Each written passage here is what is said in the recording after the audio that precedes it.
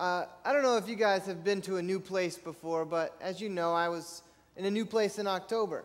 And sometimes it's hard to get adjusted to meet people, different things, and get people that are actually interested in what you have to say. But that never happened with Brianna. She has always been such a bright, she usually sits in the same spot on GPS or in Sabbath school, and she's always there to give me a great response, a great answer, and just smile and tell me, Pastor Logan, I appreciate you. And, you know, I've just seen Jesus in you so many times throughout these 7 months that I've been here, that I'm just so thankful that you've taken a step. I'm actually a product of a rebaptism as well.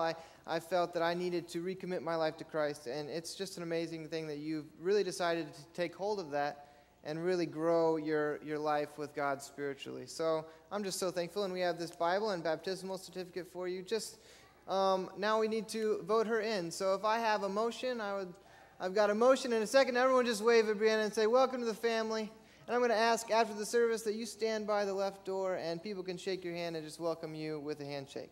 So thanks so much, Brianna. And we have a flower as well. Thank you. Amen. Well, today, I was told I was doing the sermon. I didn't realize, I knew I'd be preaching to the choir, but I didn't realize that I would be preaching to the choir as well. I'm sorry, I couldn't resist. My dad's here. I'm trying to impress him with my jokes. So I hope that worked. Anyways, on that note, let's just get started and talk to Jesus for a second. Father, you've impressed upon me a message today, and I ask that you bring it into my mind and express it upon my lips so that these believers and these people can hear what your son sent in his message and his gospel truth. We love you, Father, and thank you for your blessings. Amen. Well, it was kind of a correlation that we decided to do investiture this Sabbath, and it worked out great because Eddie talked to me, and he's like, yeah, could you speak at our investiture, which would have been last Wednesday, and I was like, well, I'm going to be preaching on the 5th. How about we combine the church service and the investiture, and we'll just have a great time together. So I didn't have to plan 2 sermons, and we were able to highlight such an amazing ministry. When I got here in October, that was one thing that they told me that I was going to oversee was Pathfinders, and that excited me a lot. Except for one thing, it made it very difficult because Pathfinder meets every other Wednesday, and it meets at 6 o'clock to 7:30.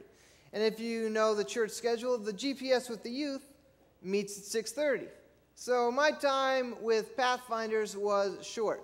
I try to get in there every other week, and we'll do a worship together and talk to the Lord. But I really look forward to times with Pathfinders that are away from the club meetings because then I actually get to spend a little more time with them. So whenever I got here around October, Pastor Ivan told me to circle on my calendar, I believe it was March 18th or somewhere around this time. It was the first Pathfinder camporee that I was going to attend. So I did that, and every time I planned an event, I would make sure that it didn't interfere with this Pathfinder camporee down at Nasoka Pines Ranch. And I was really looking forward to this camporee. Ever since November, I was like, I don't want to sleep on the ground, but I'm going to have a good time building relationships. And I was just very excited about it. Well, as the time grew near, I got less and less excited, and I'm going to tell you why. If you know me, you know I like a lot of things. I like to laugh. I love Jesus. I like to express him in what I do, but I'm also a very, very avid sports fan. Actually, I'm not even really a sports fan. I'm just a passionate person about the teams that I like. You see, I like the Cardinals. I like Miami Heat. They're about to win the championship this year. That's pretty exciting. I like the St. Louis Blues, pretty much Missouri teams, and then the Miami Heat I'm a big fan of. Well, I'm also, probably my favorite sporting team is the Missouri Tigers. I was born in Missouri, Columbia, Missouri, the same town that the Missouri Tigers play in. So if there's a passion that really goes deep down inside of me, it's for the Missouri Tigers. I have been to a lot of games. I've watched Missouri beat Kansas on a last-second shot. I watched my brother hit a halftime shot to win $5,000 from half court. That was pretty cool. A lot of things about me have to do with the Missouri Tigers as far as sports are concerned. So if you know anything about college sports, you know probably that Missouri is maybe the most successful program to never win a national championship. And I don't know if that's a claim to fame or what exactly that is, but it is what it is. We're not Duke. We're not North Carolina. We don't have banners in the ceilings. We have we won 12 games this year. That was exciting. And we have, we don't have this tradition like some schools do. So this year it was kind of difficult for me with this Pathfinder Camporee because leading up to it, I was like, all right, this is going to be exciting. And then Missouri Tigers, they got really good. They got great. They only lost 4 games this regular season in basketball, and you guys are probably bored of me talking about this, but it kind of has to do with what I'm going to talk about. But it was really exciting for me, and then I found out that the first weekend of the NCAA basketball tournament was going to fall on the weekend that I was at Nasoka Pines Ranch, and this broke my heart. I mean, you guys may think that that's silly or that's pointless, but I love the Missouri Tigers, and I wanted to watch them go to the Final Four and win a national championship this year, which, if none of you follow sports, they did do that. That was really exciting for them. And if you do follow sports, you know that I'm just kidding. They didn't at all. It was actually, everyone laughs like, we don't follow, we don't care. But anyways, this kind of ties into the story because, you see, when we decided to leave for Nasoka Pines Ranch, we got on the bus, and Missouri was playing that afternoon. And I was very disappointed. I had bought the app on my phone so I could try to watch the game. But this, I was on a work trip, and I had to really spend time and build relationships with these Pathfinders. But I just couldn't resist. The whole time down, I'm checking scores, and I'm still interacting, but I start to get kind of riled or razzed from the Pathfinders. They start to call me a girl. They start to say I'm some city slicker that doesn't know how to be a Pathfinder. And they start to make fun of me because I'm on my phone. And I'm like, guys, you just don't understand. This is important. And they're like, this isn't important. We're about to go make s'mores. That's what's important. And so we continue, and we get to Nasoka Pines Ranch, and we start setting up camp, and all the kids set up their tents. Well, the adults, we waited to set up our tents because we had to get the kitchen going so we could get supper ready and things of this nature. And through the whole time, Missouri had just started playing, and I'm checking the score. And I'm like, man, are we winning? And if you follow this year, Missouri was a 2 seed. There's 16 seeds in 4 different brackets, and we were a 2 seed, so we had a cakewalk. We were a 21-point favorite, meaning we should have won that game by 21 or more points. We had the easiest game we could have imagined, but this game's not easy. This game is close, and I'm watching on my phone, and I'm like, kids are talking to me. I'm like, leave me alone. This is important. We'll talk later. And it's really close at halftime, actually. The scores, Norfolk State is up, and I'm like, all right, I can't do it anymore. I've got to watch this game. So I sit down in one of the lawn chairs around the fire, and I take my iPhone out, and I'm like, trying to see what's going on. It's kind of blurry. It's not a good picture, but I'm at least getting to see a glimpse of my team go on to be one of, 6 teams in history that have ever lost as a 2 seed, the Missouri Tigers. And so now, through all the making fun, the kids are now, making fun of me not only because I'm watching my phone on a camp out in the middle of nowhere, I'm also sad. I'm upset. I'm mad. Tina was trying to talk to me, and I was like, leave me alone. This is not a good time for me. I need some morning time. But then I realized very quickly that I couldn't be that guy. I had to go on and keep my head up. So we're there, and I decided, well, I need to get my tent set up. Very important to have a good set up, firm tent. And there's only one spot left. And the Brinsons were nice enough to let me borrow their tent. And there was this one spot, and they said, Logan, you can't put your tent there. And I'm like, well, why not? They're like, well, you're going to get all wet because it's right next to the pool, and the kids are going to splash water all over your tent at night. And I'm like, I don't care. It's the only flat spot left. My team just lost. I just want to lay in my tent and cry. Leave me alone. And you think, I'm kidding, but I think I did cry, just a little bit. You clearly don't understand how important that was to me. We were supposed to win. Oh my goodness, it just makes me mad thinking about it. But anyway, so I set my tent up, and I'm trying to tell them, because some of the kids are helping me out. I'm like, okay, guys, setting your tent up is important. If you don't set your tent up properly, you're going to get wet no matter what happens. And they're like, no, you don't know what you're talking about. You watch sports in the woods. And I was like, fair enough. And I'm like, well, you need a tarp. And they're like, we don't care. And I'm like, you need to set the foundation, really, you need to pull all the stakes tight. They're like, whatever, Pastor, you're not a Pathfinder. You don't know what you're doing. You're in boat shoes right now, and you're clearly not ready for a camp out. You had to have someone else's tent. I was like, kids, this isn't relevant. I'm trying to tell you. I was trying to give them advice, but they didn't want to listen. So anyways, we get the tent set up, we go to Vespers and church, and we do our honors and all these things, and we're just really excited about the evening activities, which was going to consist of Vespers and then swimming. Well, then we look off in the horizon, and out of nowhere come these super dark clouds. I mean, they're full of rain, and terribleness is just going to come and take over our camp. So none of us are excited. We're like looking, and it starts to rain. And at first, it's a really light storm, so I do what any good Pathfinder would do. I walk over to the bus, and I get on it and stay dry. You laugh, but everyone else was wet, and I was on the bus.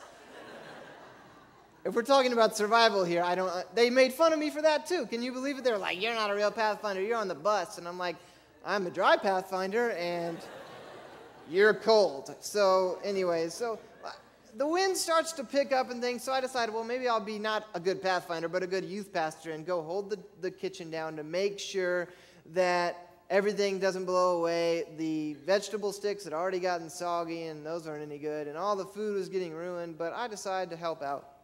Anyways, the storm starts to calm down a little bit, and we go off to Vespers, and we continue our activities, but we don't get a swim or anything because it's just pouring down rain. It's pretty much a tsunami, but, we don't care. We're Pathfinders. So anyways, later that night, it's pretty cold. It's getting late, and they make us some hot chocolate, and we actually go in the trailer because everything's just soaking wet. And while we're sitting there and talking, Mr. Brinson comes over, and he's like, "Well, guys, we're going to need to head to bed pretty soon," and they're like, "But what about our tents?" And he's like, "Well, I checked out everyone's tents." And so he starts talking to some of the Pathfinders. He's like, "Your tent is soaked, and your tent is soaked, and your tent is soaked, and your tent's not as soaked because you're on an air mattress and it floats."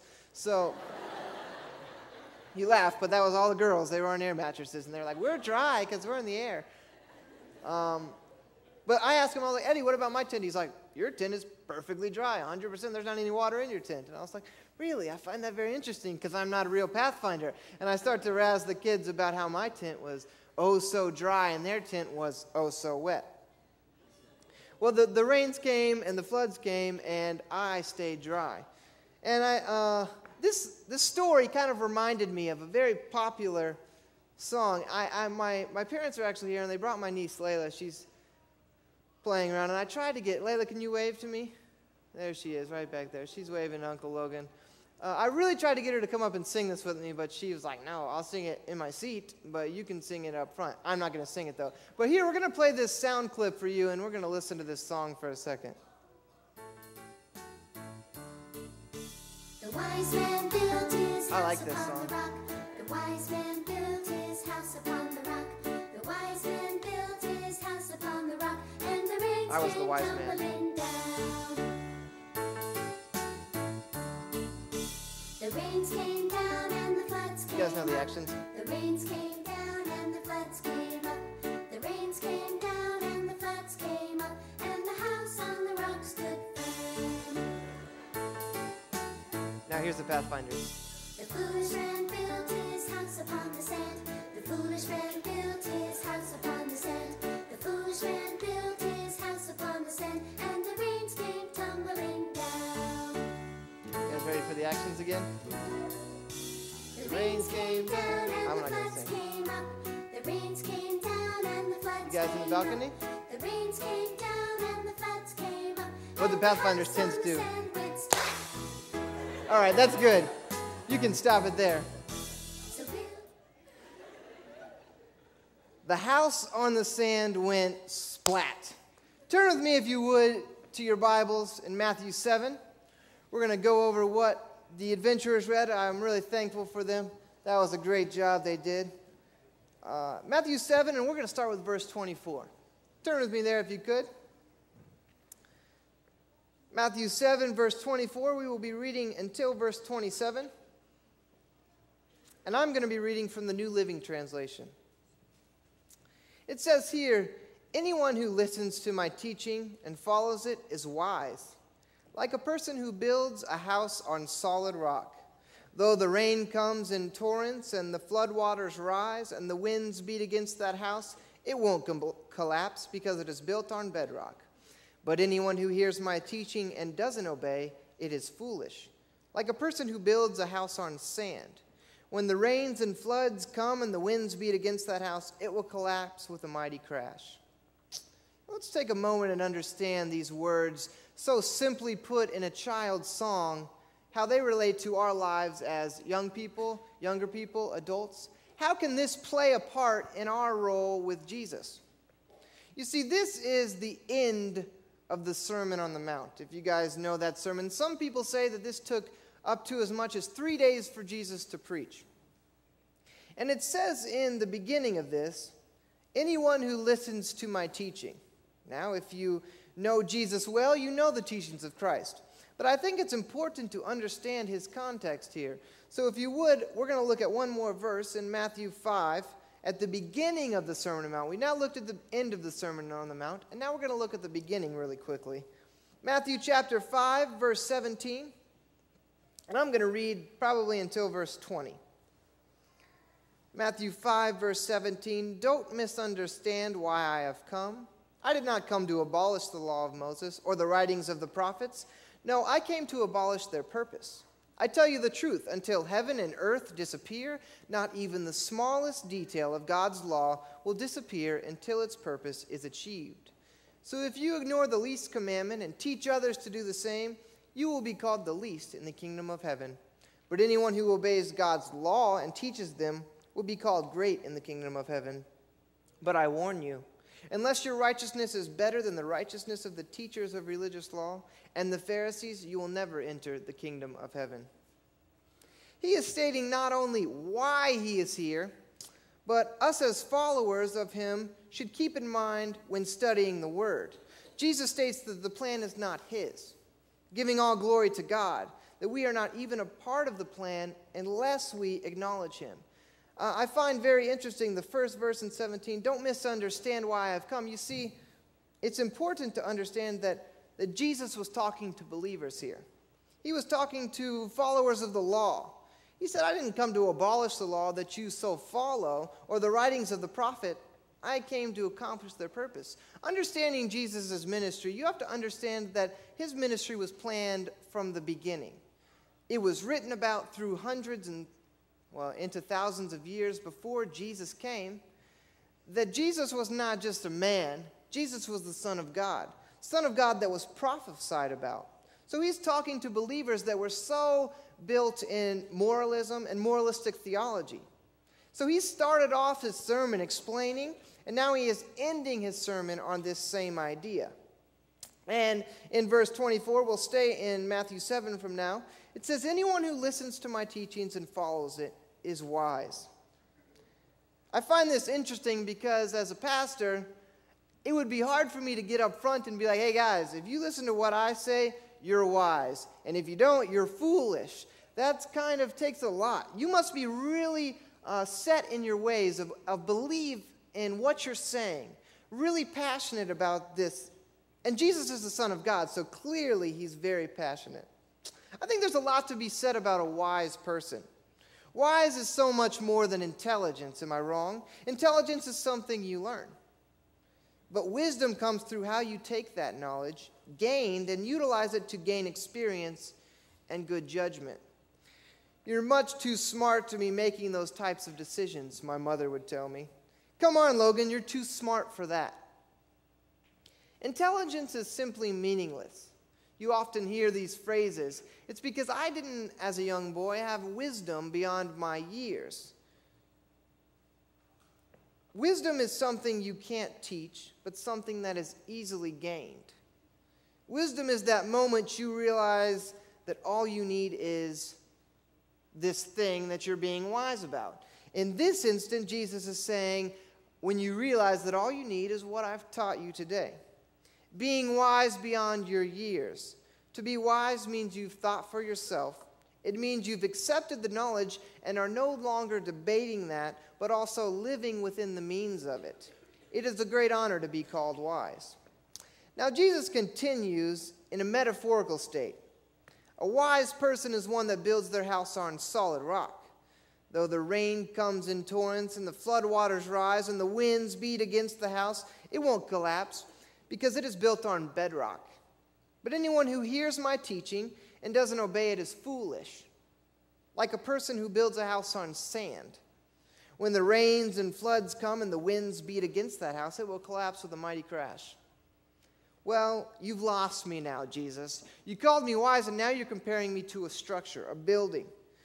I can be wise by following your teachings, but now you're comparing me to a home. I want to know why Jesus compared us to a home. I think it's kind of simple when you think about the means of the Bible.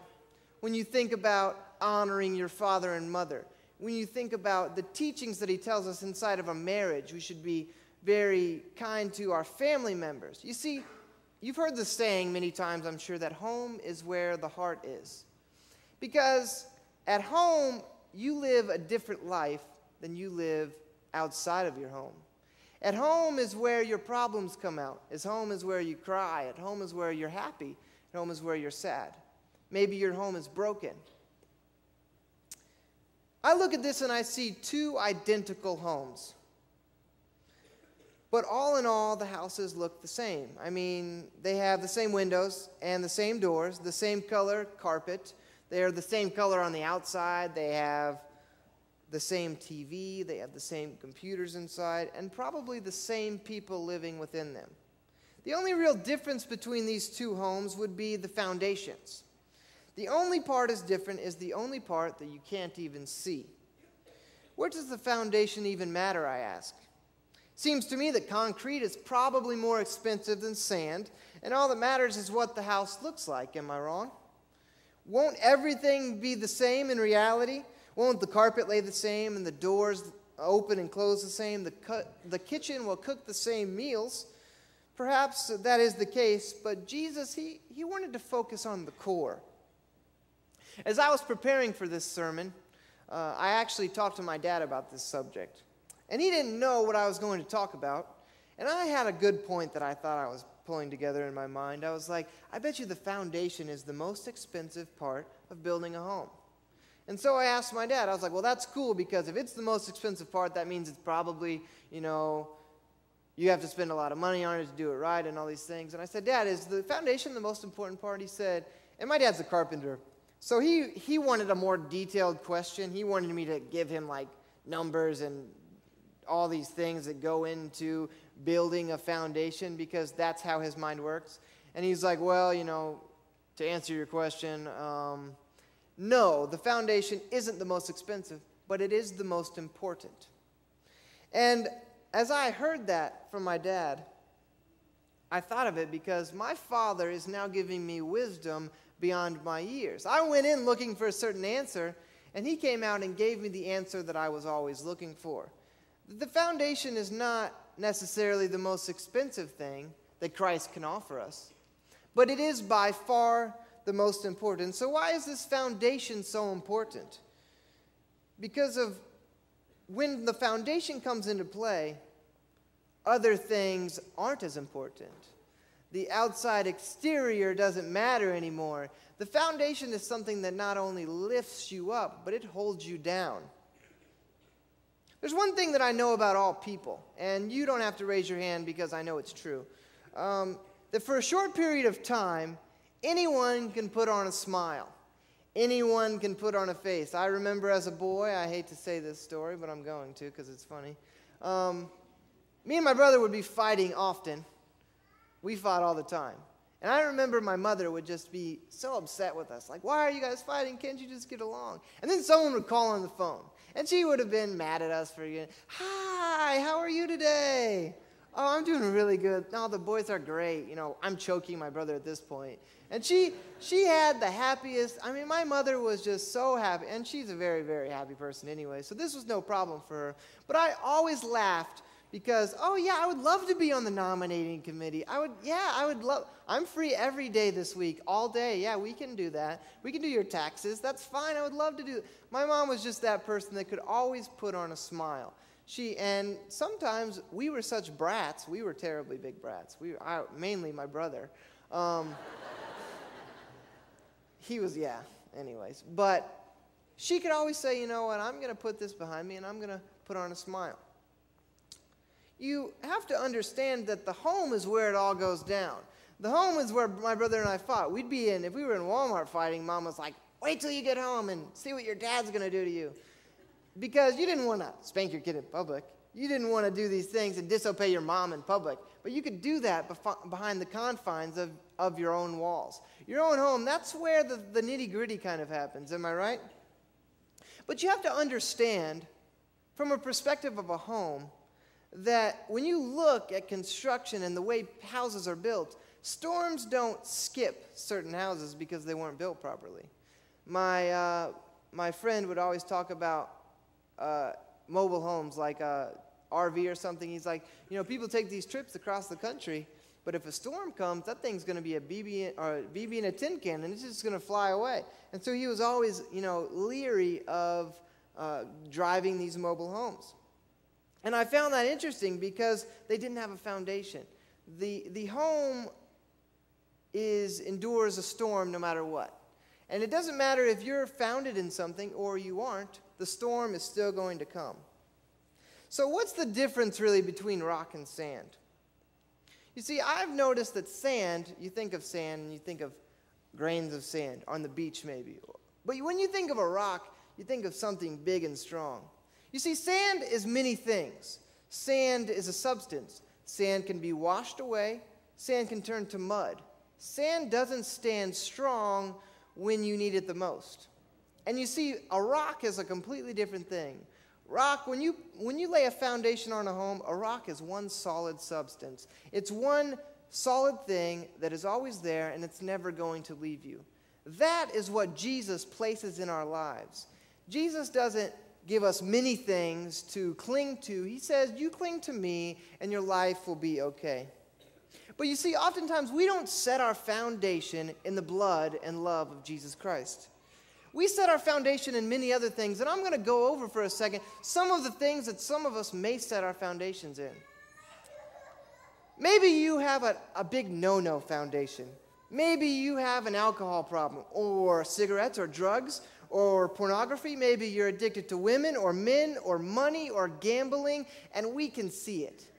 And you know that these people are suffering, and they need the blood of Jesus more than anyone in this whole world needs that blood of Jesus. I pray for these people daily because I know people that are affected by this foundation that they've laid. They don't have a meaning of Jesus in their life. They don't understand the blood, and they don't know the sacrifice. You see, these are easy to point out from people, and oftentimes, even as Christians, we do this. But I don't think this is the main thing people struggle with today in our church. Maybe your struggle is work, or maybe it's television, or maybe it's movies, or maybe it's your schoolwork, or maybe it's your friends, or maybe it's food, or clothes, or exercise. Maybe your foundation is your family, or maybe it's your children. You see, when I think of these things, they're not bad. There's nothing wrong with investing a lot of time with your family and your friends and your schoolwork. But if you don't have the foundation of Jesus entering into each one of these situations and each one of these scenarios, then you're going to leave just with the storm. It's going to come and it's going to take a toil. Maybe you're married. You have a happy marriage. But if you're not founded in the cross, and then all of a sudden one day at work, a nice-looking woman comes to you and you guys start talking more and more. If you're not founded your marriage in a Christ-like relationship, then you're easily subject to these terrible sins. Maybe television. You're watching the game late at night and you turn the channel and all of a sudden something is on there that you know you shouldn't be watching. But if you haven't put the Father and the blood of Jesus into your everyday everything, you're going to be subject to these terrible, terrible, sinful things. The devil will come into your house. You may think you have the happiest home, that you never fight with your family, you're always in the right place, but all of a sudden the devil makes his way in, and he comes in a time that you're not ready. You're not founded in Jesus. You're not ready for him, the devil, to come and take over these things. So maybe this is your struggle. But you know, God is standing in the storm and he's washing your house. He's watching it blow away. And all you have to do is open that door. And you have to just say, Jesus, you're standing here, you're knocking. Be my rock. Let me lay my foundation with you, not now, but every single morning. Because in the afternoon, we're going to do something we regret. And God's going to be there when we can say in the evenings, God, I messed up today, but tomorrow morning we're going to start over, and you're going to be my foundation every single day. You see, I think there's a message even deeper here that really speaks out to a Christian church, a denomination. You say you read God's word every day. You spend time with him, and you pray for other people and their problems. You ask God to give you everything, yet you're scared to give back. You believe maybe the seventh-day Sabbath, or you believe Jesus is coming back soon. You believe Jesus was the Messiah. You believe in the Trinity and the Lord's Supper and the importance of that. You know your spiritual gift. You're so caught up in looking the part of Christianity that you could care less about the message, and you quite frankly look really foolish. You see, these can still be your sayings. How can that be? You get so caught up on fundamental beliefs that you don't believe they can affect you spiritually. Maybe it's the Sabbath or the Trinity or creation, the life of Christ, the Lord's Supper, prophecy, the state of the dead, second coming. The list can continue with these fundamentals, these things that we cling so dearly to. And if these fundamentals, I'm telling you right now, if the fundamentals of your faith aren't blessing you on a daily basis, then it's pointless. All of this is unnecessary. If you don't allow your Sabbath to be the most important day, if you don't allow the communion service to bless you when you have it, if you don't understand the Trinity and why Jesus came and died on the cross from you, these teachings are meaningless.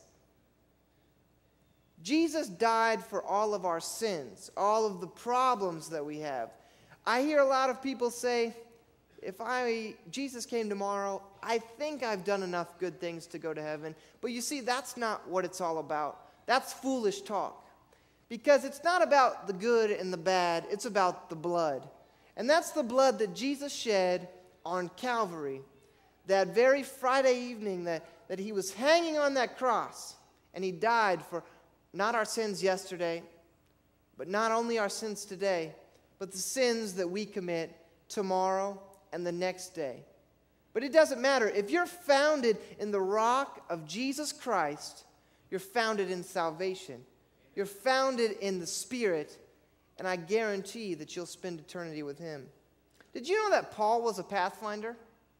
Bet you didn't realize that. But it says in 2 Corinthians 5, verse 1, "For we know that this earthly tent we live in is taken down. That is, when we die and leave this earthly body, we will have a house in heaven, an eternal body made for us by God himself and not by human hands." Now, you're going to go home this afternoon, and your house may be different than the front of your house that you're presenting here today at church. You may have issues that you need to deal with and struggles that you may be fighting through that may be bigger than even I could help you with, or Pastor Ivan, anyone. But I'll tell you, I know someone that can. And I'll tell you that he may not be with you on your way home, but when you go in your garage or you go in the flap of your tent, I want you to go to the front door and I want you to open it. And I want you to say, Jesus, you're knocking on this door, come in. This sand, I'm sinking, and I need a solid foundation. I need the rock of your Son, and I need the rock of you to come in and change my life. I want you to be with me in the morning and hold me when I'm crying in the evening.